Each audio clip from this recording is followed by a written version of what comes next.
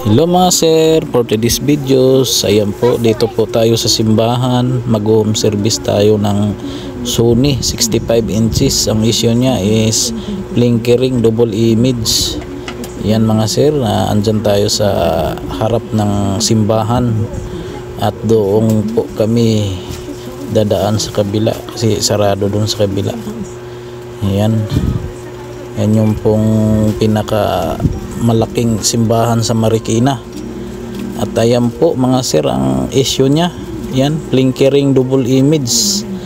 Ang ganyang issue is panel. Ayan, mga paboritong gawin ng mga technician, mga ganyang issue. Kahit anong blocking mo dyan, magiging normal yan. So depende yan sa iba block. May mga idea tayo dyan kung paano tatagal yan. Yan, sa mga ganyang panel, pag LG, tumatagal talaga pag ganyan, pag binablock or kinakat.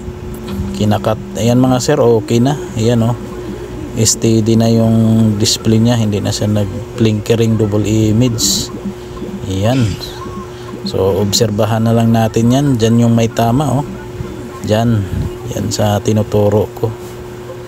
Ayan, so obserbahan na lang natin para maano natin, ma-sureball.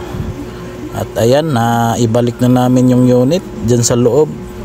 Bukas sa Sabado kasi ikakabit na nila dyan sa may harap. Dyan kasi nakakabit sa harap yan.